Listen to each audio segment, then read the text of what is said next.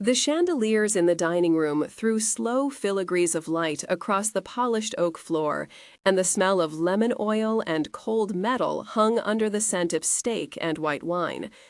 Maya Alvarez straightened the collar of her black jacket for the third time, fingertips lingering at the seam as if she could stitch a different past into the fabric. Around her, men in tailored suits negotiated futures over buttered sourdough, and women in silk laughed in soft tessellations that sounded like a language she had never learned to speak aloud. It was a world that never had to ask for tomorrow, and that was precisely why she kept her eyes down and her name changed. Then a voice came from the bar, clean and low. Mister Lombardi. He sat with his back to the room, but his presence opened the air like a door. She felt it more than she saw it, the way a certain heat blooms against the skin before the body knows why. That evening, a single gesture, her hand settling over a glass to steady it, would be the beginning of a slow unraveling. She had said goodbye when she left once. She did not expect that goodbye to be what would make the man who had built empires of fear confess his greatest fear. The service routine was a liturgy of small, precise movements. Maya moved between tables with practiced economy, the pad of her fingers cool against the paper of an order when she wrote, the slight graze of a wine bottle against her palm. She was polite in a way that hid calculation, and tonight the restaurant hummed with the kind of social warmth that made ordinary danger invisible. At table 7, a guest with a scarred knuckle tapped his spoon against his glass and watched her. He was called Marco for the purposes of the reservation, but someone who knew the room might have called him a messenger. Later that week, she would learn his real name, and even later, she would learn that he once had been an ally. For now, the exchange was small and cryptic. Marco said, "Excuse me, miss, you serve well." She smiled and answered, "Thank you." The pause under her words carried more.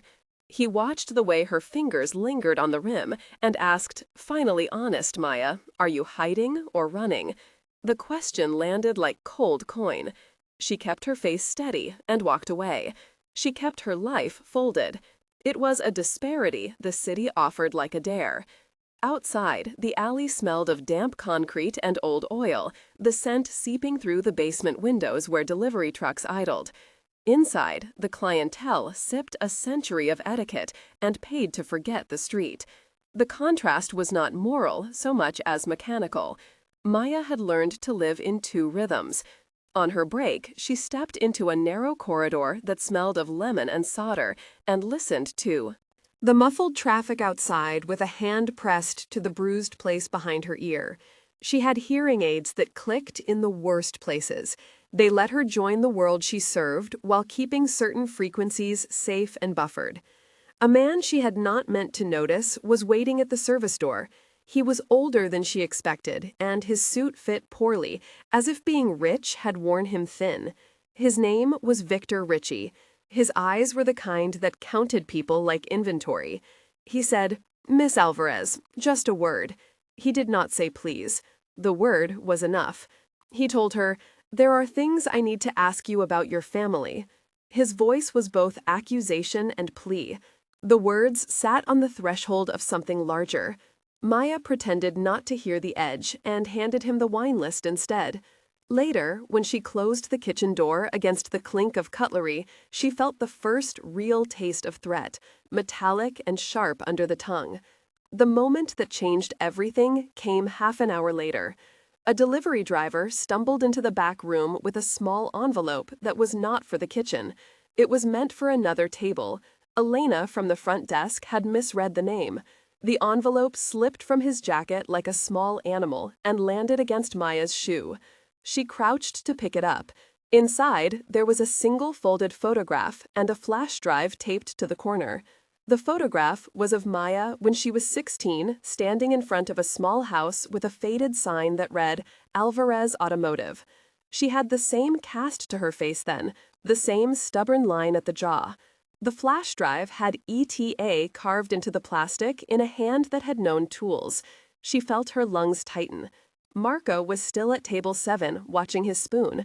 Victor had not spoken again, but he had not left either. The routine warped into possibility. She imagined the photograph like a coin that, once flipped, would change the course of a river. She remembered the middle name she had buried and the police report with the wrong address. The envelope was a quiet instrument of pressure. She adjusted the jacket again, stowed the drive in the pocket of her bag, and returned to the floor as if nothing had happened. The night continued, but not as before. She had said goodbye. It had seemed final. Now, someone had handed her the proof that goodbyes can be unfinished. The first true conversation followed, and it moved between the sharp candor of the dining room and the slow conspiracies of people who dealt in favors. Dialogue, long and deliberate, then began to pull strings. He said, "What did you find in the envelope?" And she said, "Nothing yet. I have to be sure." He said, "You do not look like someone who wants trouble." She said, "I do not want trouble," he said. "Trouble has a way of choosing anyway," she said. "If you know something, say it," he said. "Names are dangerous," she said. "Tell me one then," he said. "Lombardi has eyes on you," she said. "Why would he care?" he said. "Because you were never ordinary," he said. "I was ordinary then," he said. "Nobody from where you come from is ordinary," she said. "We left for a reason," he said. "Leaving does not erase what you know," she said. "Then what now?" he said. "Burn it and leave," he said. "Or bring it to me," she said. "Who are you to offer options?" he said. "A friend," she said. "Friends do not sit in corners at a place like this and watch people like a ledger," he said. "Maybe friends are the only people who know what to do with a ledger."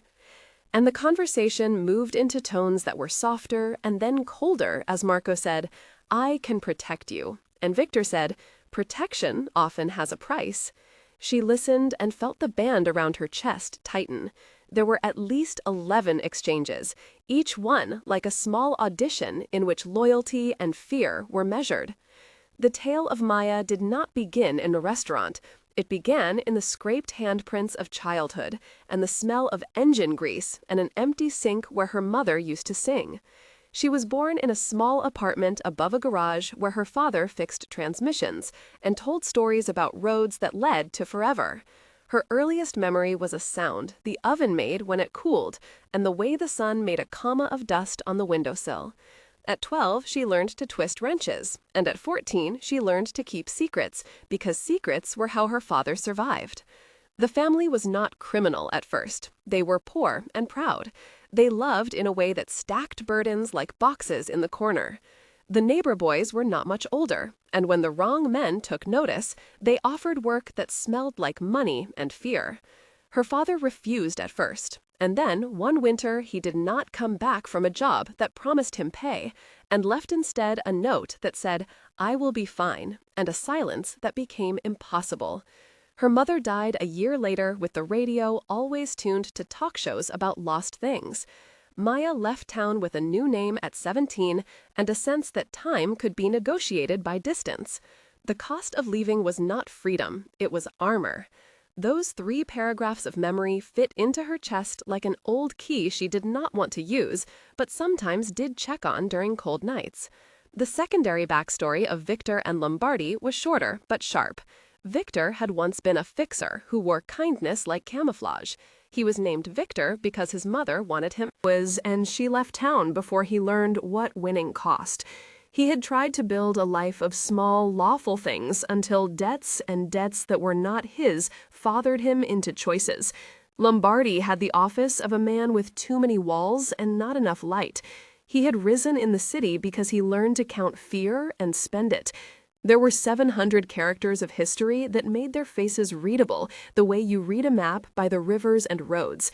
Victor had friends who were weary, names like Raphael and Sophia who owed him small favors, and Lombardi had enemies who were mostly men with younger reputations and sharper knives. That was enough to make their loyalties complicated. Maya knew both stories in fragments and in the way people avoid each other in elevators. The night stretched into a thin web of observation. Maya decided to show the drive to one person she trusted in the smallest, honest way she knew. She took it to Rosa, a woman who ran the dry cleaners around the corner and who had given Maya work at 19 when she had nowhere else to go. Rosa smelled of lavender and old tea and spoke to Maya like someone who had the patience to listen for the entire length of a sentence. She opened the flash drive on a cracked laptop in the back room where the radiator hummed and the air carried the scent of starch and lost collars. There were documents, names, a list of safe accounts, and a photograph of Lombardi at a fundraiser with a caption that read, "Ledger Fund." Maya's hands were dry. She felt like someone learning to read a language she had been born into but had not studied. There was a map, a small schedule, and a short video that showed Lombardi in his office dropping a key into a drawer and dialing a number that ended in 3. The evidence reoriented the night into something with a spine. Rosa said, "You need to go to Detective James Baker." Maya said, "You trust the police?" Rosa said, "Trust is a working thing, not a feeling. You can use it like a tool." She hesitated. The decision to accept help arrived not as a bolt, but as a slow unwinding of pressure. She found herself agreeing to meet Detective James Baker at a church whose bell had been silenced. He was a man in his 50s with a voice that did not hurry and an accent that suggested a childhood on 2 coasts. He listened to her without surprise and without the impatience of amateurs. He said, "If you bring me proof and you are willing to go public, I will move." He said, "But going public is a line you cannot step back from." She said, "I do not want to be a spectacle." He said, "Sometimes the only way a secret dies is when you force it into daylight." She said, "What about my name?" He said, "We will protect you, but no guarantee lasts forever." She said, "What do you need?" He said, "The drive, the photo, and your testimony." She said, "What if I cannot find everything?" He said, "Then we find who did not want you to leave." The plan became technical. He described a process of evidence chains and protected custody and surveillance teams. It felt like a mechanical prayer. At that point, about a third of the story had unfolded, and the stakes had sharpened. If you were watching from the outside, would you have told her to run or to stand? She had chosen to stand. Pause here and think. If you were in Maya's place, would you keep the secret and run, or hand the proof to the authorities and risk everything? The protagonist in this story had a choice that split life into 2 clear roads. Write in the comments, "I would stay" or "I would go," and tell us why. Your answers help others see how fear and courage look from different angles. If you would do nothing, say, "I would hide," and explain the reason, even if it is short. Your perspective becomes part of the conversation and helps our community think about what it means to choose in a world that often offers only hard options. Now we return to the story and to the decisions Maya made after that thin public plea. They set a meeting at the pier under the guise of a delivery and planted cameras that hummed with small red lights. The team included Detective Baker, Rosa, who insisted on sitting in the car, a tech named Anton who smelled faintly of strong coffee, and an analyst called Sophia who had a soft surgical voice when she spoke about metadata. The moment when Maya handed the drive to Baker was an exchange like a sacrament. He opened the drive with a clean, gloved hand and plugged it into a laptop that seemed ancient and trusted. Files opened like shutters. There were bank transfers, meeting logs, and one tag with a name that made the blood in Maya's ears run cold. The tag read, "Alvarez Collection." There it was, in plain text and in an annotated ledger. Lombardi had not forgotten the Alvarezes. He had never stopped recording them the way men keep collections. Anton said, "We can trace the accounts." Sophia said, "Give us 3 hours and we will have the connections." Baker said, "Good work, ladies and gentlemen. We will bring this to the DA." There were at least 12 quick exchanges as information flowed and fears appeared like ghosts you could not ignore. The tension that followed was a sequence of set pieces. The first came 3 nights later, when a black sedan slid into the loading bay outside Rosa's shop, and 2 men with scarred faces asked after a woman with a name that was not hers. Maya hid in the back room and listened to their voices. They said, "She is with Lombardi now." She said, "No, she is not." She said, "Who sent you?" He said, "No one." "You know?" "Will you find pleasure in this?" He said, "We are being thorough." The men were methodical. They checked the registers and the laundry receipts and left when the bell of a bicycle startled them. That was a moment of 40 seconds that carried 5 minutes of dread and memory. The second moment arrived when Detective Baker called and told her they needed to arrest Lombardi at a chartered event at the docks. He said, "It will be messy." She said, "I am ready." He said, "If anything goes wrong, run to the wharf and jump onto the barge. Maria will be there with a radio."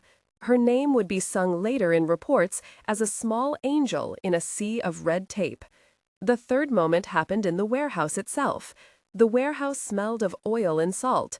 It was an old freight house with high windows that let in thin slices of winter light. There were crates stacked like quiet buildings, and the echo of footsteps was a language you could not lie to.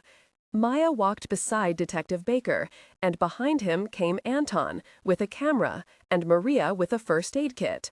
Lombardi stood with his suit buttoned, though the place was not meant for suits. Victor was there too, but not as expected. He had a hand on Lombardi's arm and ring marks on his knuckles, as if he had fought with himself to be gentle. The confrontation was long because it needed to be, and because it was not only physical but emotional and public. Lombardi said, "I built this city piece by piece. What gives you the right to tear at the mortar?" He said, "I keep my promises."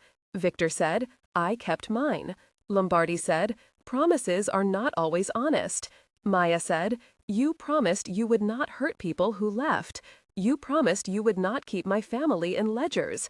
Lombardi said, "You always had a way of making words into weapons." Maya said, "This is not a weapon, it is a record." Lombardi said, "You think records will kill me?" He said, "They will change you." Maya said, "I am already changed." There were exchanges until the voices frayed. Someone moved too fast and a crate fell. The sound of wood splitting and glass shattering punctured the air. Maya felt the world compressed to the circumference of a breath. The confrontation lasted long enough to include 12 exchanges that shifted from accusation to plea to confession. At the end, Lombardi folded in a way no person like him should. He put his hand to his chest and, between sobs that resembled apology and fear, he said, "I was afraid of being forgotten. I was afraid my name would be dust." He admitted the thing he had built his power. The confession made him small in the way honesty does to fabricated empires. After the dust settled, there were consequences like dominoes. The DA filed charges, bank accounts were frozen, and several men with sharpened reputations found themselves with empty ledgers. Victor turned out to have been carrying a ledger of his own, but one that contained names of men who had been set free because of his testimony. He was neither saint nor villain. He was complicated and human. The city talked about betrayal and loyalty, and sometimes they spoke in absolutes that simplified human texture into black and white. Rosa got a commendation for helping preserve evidence, and Anton and Sophia were named in a local paper as brave technicians. Detective Baker remained quiet in a way that suggested a man who had seen too many ends and too few new beginnings. Names like Raphael, Luca, Carlos, Elena, and Maria appeared in motions and affidavits.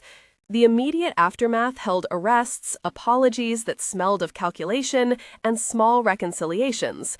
Maya was offered a witness protection package. She accepted certain measures and refused others.